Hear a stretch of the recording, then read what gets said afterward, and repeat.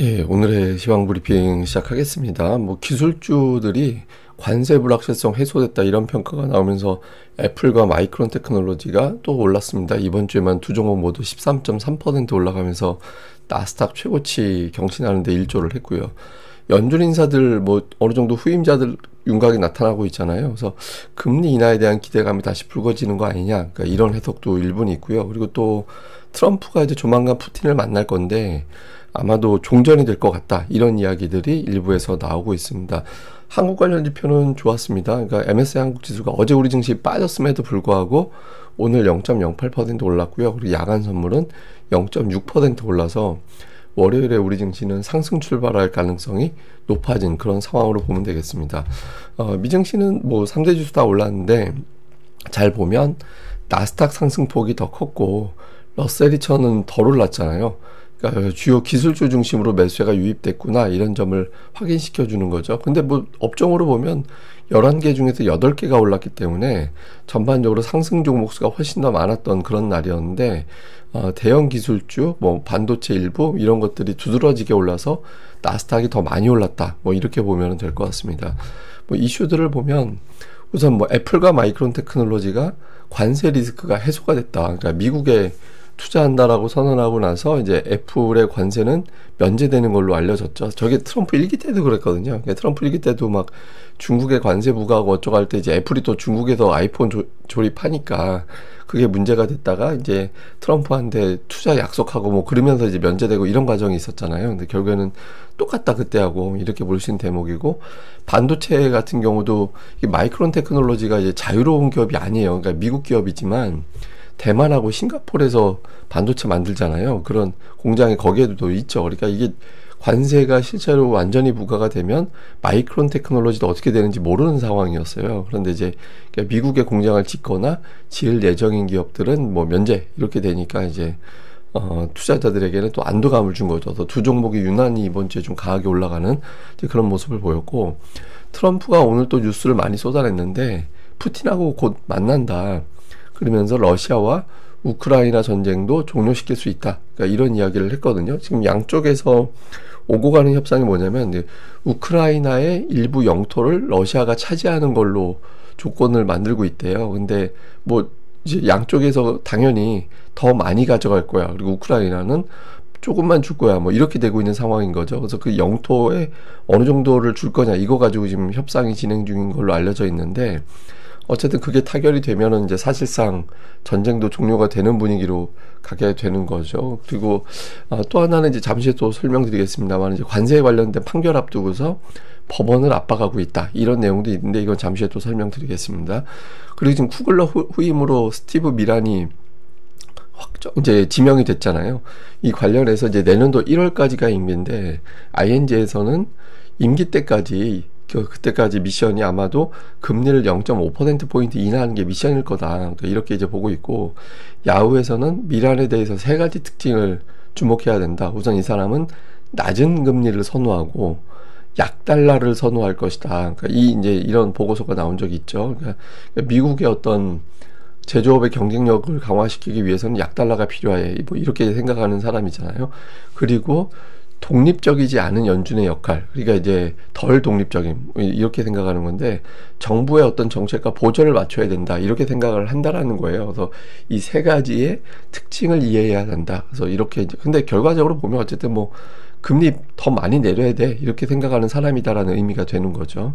그리고 이제 지난주에 글로벌 주식형 펀드가 78억 달러 유출이 됐거든요. 근데 미국에서 유출이 되고 유럽과 아시아는 자금이 유입되고 있어요. 그래서 미국은 트럼프의 정책에 따라서 어느 주는 빠져나가고 어느 주는 유입되고 이렇게 오락가락 하는데, 유럽과 아시아는 비교적 일관성 있게 자금이 들어오고 있거든요. 그래서 글로벌 증시는 한 고비 넘겼다라고 생각하는 것 같다. 이렇게 이제 분석이 되는 것 같습니다. 근데 이제 트럼프가 느닷없이 이게 되게 길게 글을 썼어요. 그러니까 이 사람이 글을 길게 쓰는 건 신경이 쓰인다라는 의미가 되는 거잖아요. 그래서 이게 무슨 얘기냐면, 현재까지 그 관세가 위법이다라는 판결이 나 있죠. 예, 왜냐면 이제 비상한 사태가 아닌데, 경제가 비상한 상황이 아닌데 트럼프가 광범위한 어떤 품목에 대해서 관세를 부과했다. 이거는 대통령 권한을 이제 어긋난 거다. 권한 밖의 행동을 트럼프가 한 거야. 이렇게 이제 판결이 나 있는 상태잖아요. 이제 그러니까 이제 트럼프 이게 조만간 판결이 나거든요. 그리고 이제 대법원까지 올라갈 것 같습니다. 그래서 근데 이제 트럼프가 이걸 조금 의식을 한 것 같아요. 그러니까 관세가 현재까지 주식시장에 얼마나 긍정적인 영향을 주는지 아느냐. 그리고 수천억 달러가 미국에 들어오고 있다. 사실 저건 삥 뜯는 거지 들어오는 건 아닌데 하여튼 들어오고 있다 이렇게 주장을 하고 있고, 정치적인 법원이 이게 사실 제가 완화시켜서 표현한 건데 직설적으로 표현하면 이제 급진 좌파라고 표현해요, 이 사람은. 근데 어쨌든 이런 정치적인 법원이 오판을 하면 엄청난 혼란이 초래될 수 있다. 그러니까 마치 1929년 같은 대공황이 유발될 수 있다. 이렇게 이야기를 하고 있는 겁니다. 근데 이게 이제 실제로 현재까지 분위기는 어떠냐면 법적인 분위기는 어떻게 돌아가고 있냐면 이거 위법이 맞을 거다. 이런 분위기다라는 거예요. 근데 이제 트럼프가 뭘 믿고 있냐면 대법원의 어떤 판사의 상당수가 본인이 지명을 한 사람이거든요. 그러니까 이제 약간 보수적인 성향의 판사가 많습니다. 그래서 대법원에서는 뒤집힐 거야 이렇게 믿고 있는데 그러니까 대법원 분위기도 그게 아니다라는 거예요. 지금 돌아가는 거는. 그러니까 이거 위법이 맞는 것 같은데 이런 분위기가 돌고 있답니다. 그러니까 이제 트럼프가 이거를 강하게 압박을 가해서 정치적으로 이제 압박을 가해서 이제 이 사람들이 판결하는데 영향을 주려고 하는 거죠. 물론 이제 이렇게 판결이 나도 관세 부과할 수 있는 방법은 있어요. 그러니까 뭐냐면 대통령이 광범위한 관세를 부과했다라는 게 위법이다라는 거에서 콕콕콕 찍어가지고 이거 이 품목 각각 몇 개월 이런 식으로 찝어서 관세를 부과하는 거는 또 대통령 권한이 되거든요.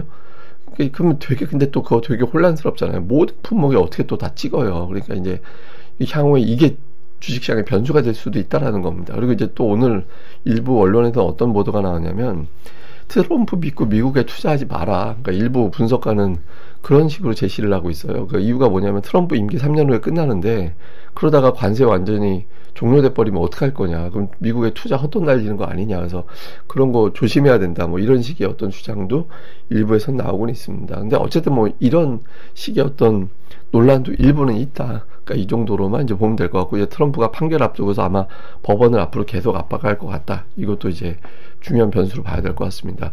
근데 오늘 이제 금리는 올라갔는데, 그러니까 이번 주에 이제 미국의 대규모 국채 발행이 있다라고 말씀을 드렸잖아요. 이번 주에 금리가 조금 올라갈 수도 있다. 근데 오늘은 또 올라간 게 그 무살렘 세인트루이스 연은 총재가 완전 고용 상태고 인플레이션 목표 달성하지 못했는데 금리 내리는 게 맞나? 그러니까 이런 취지의 어떤 발언을 했거든요. 그래서 그런 것들도 겹치면서 국채 금리는 이제 살짝 올라가는 이제 그런 모습을 보였습니다.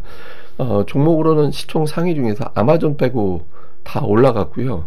그리고 상승률 상위 보면 뭐 마이크론 테크놀로지가 상승률 최상단에 있고 그 바로 아래 애플 들어가 있고 마이크론 무려 6%나 올랐습니다. 그래서 종목 보면 애플 올라간 거 보세요. 근데 이제 이게 어떤 게 있냐면 애플은 두 가지 이유 때문에 올해 주가가 부진했잖아요. 그러니까 AI 관련해서 그동안 못했다. 그다음에 또 하나는 관세. 아이폰은 미국에서 조립하지 않기 때문에 관세 국면에서는 상당히 불리한 여건에 취해질 수 있었거든요. 근데 이제 이 중에서 적어도 관세 부분은 털어낸 것 같다. 이렇게 되면서 올라갔고, 상대적으로 애플은 부진했기 때문에 이제 다른 종목 투자하던 투자자들은 조금 덜어내고 애플로 가자. 그러니까 이런 분위기가 만들어졌고요. 그리고 마이크론 테크놀로지가 어느덧 지금 51선까지 회복이 됐습니다.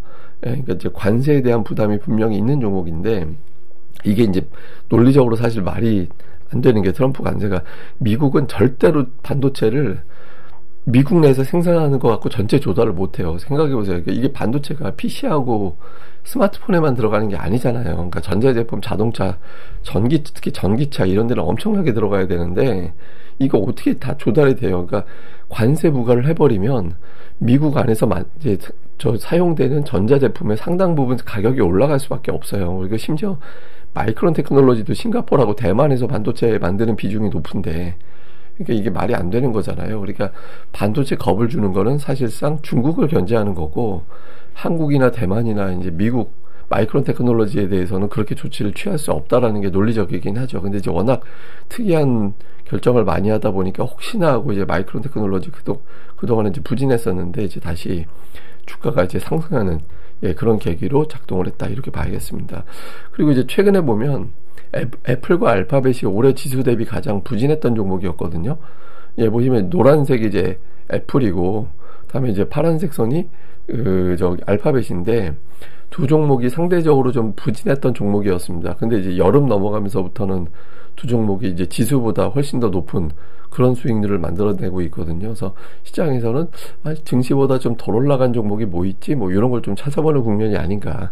이렇게도 보여지는 것 같습니다. 그리고 딥시크 충격 이후에 빅테크가 되게 많이 빠졌었잖아요. 그러니까 메가세븐이 훨씬 더 많이 빠져서 이제 빠졌었고, 여기에다가 이제 4월 쇼크까지 더해지면서 지수보다 훨씬 더 낮은 쪽에 들어가 있었거든요. 근데 지금은 다시 뒤집었습니다.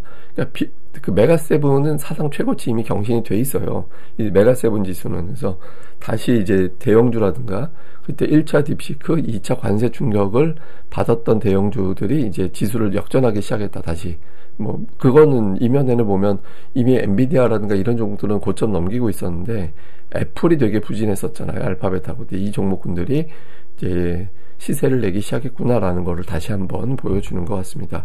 뭐 한국 관련 지표는 MSCI 한국 지수가 어제 우리 증시가 빠졌음에도 불구하고, 그러니까 MSCI 한국 지수라는 건 달러 기준 한국 지수예요. 예, 그리고 어제 우리 증시 상황 반, 오늘 미증시 상황 반, 이렇게 반반 반영하는 데이터다, 이렇게 보면 되거든요. 그래서 어제 빠졌지만 오늘 미증시 올라갔기 때문에 월요일에 우리 증시가 플러스 나겠구나라는 점을 보여주는 거죠. 그래서 한국 관련 지표는 뭐 거의 고점 근처에 올라가 있어서 시장이 뭐 괜찮을 것 같다, 이렇게 외국인들은 봤던 것 같습니다. 자, 시장 요약을 해보면 관세 리스크 고비를 넘긴 것 같다라는 식의 해석이 되면서 기술주들이 올라갑니다. 그러니까 전체적으로 관세 고비가 다 넘어갔다라는 건 아닐 거예요. 여전히 트럼프는 관세가, 오늘 뭐 미국에서 금의 관세를 스위스산 금의 관세를 부과하는 많은 이런 해프닝이 있었잖아요. 그래서 이제 이런 어떤 것들에서 일단 기술주는 벗어나는 것 같은 움직임이 나왔고, 다만 이제 금리가 안정되지 않고 있다라는 점, 이제 금리가 올라가는 건 조금 찜찜합니다. 이거 좀 안정될 필요가 있고, 그다음에 이제 앞서 말씀드린 대로 유럽과 아시아에는 자금이 유입되고 있거든요. 그래서 외국인 투자자들은 당분간 좀 아시아 계속 매수할 것 같다, 우리도 매수할 것 같다, 이런 점은 좀 있고요. 그다음에 이제 러시아 우크라이나 종전 관련된 나비 효과는 1차적으로는 저게 되면서 이제 유가하고 곡물가가 급등했었잖아요. 물론 뭐 지금 종전한다고 해서 드라마틱하게 유가와 곡물가가 더 빠지지는 않을 것 같은데, 어쨌든 인플레이션 진정되는데 조금 더 일조를 할 수 있죠. 저는 이제 또 하나 제가 주목하는 건 뭐냐면, 트럼프가 지금 여기저기 다니면서 전쟁 나는 거 종전시키려고 노력하고 있거든요. 그래서 저는 트럼프가 어느 순간 북한하고 만날 것 같다라는 생각이 들더라고요. 그래서 이건 그냥 제 추측입니다. 그러니까 뭐 그래서 이게 이제 북한하고의 어떤 관계, 이런 것들도 트럼프가 이제 좀 하려고 할 것 같다. 그러니까 여러 가지 측면에서 경제에 이어서 평화를 갖다 뭔가 좀 만들려는, 사실 경제도 저건 업적이 아닌데 트럼프는 업적이라고 생각할 거 아니에요. 그래서 어쨌든 그러고 다닐 것 같다. 그래서 이제 혹시 북한 관련된 뉴스가 늘어나기 시작하는지 미국 쪽에서 이것도 잘 봐야 될 것 같습니다. 다음에 이제 이건 뭐냐면, 역대 이제 미국 대통령 임기 중 증시 상승률, 예, 그리고 이제 옆에는 연율로 계산했을 때 이제 상승률, 이런 것들인데, 트럼프가 1기 때 68% 올랐거든요. 예, 그때 뭐 사실 이제 코로나가 있었고, 코로나 이후에 이제 랠리가 나오고, 이게 때문에 이제 영향을 줬다라고 볼 수는 있는데, 근데 어쨌든 연율로 따졌을 때 트럼프가 역대 대통령 중에 3위였어요.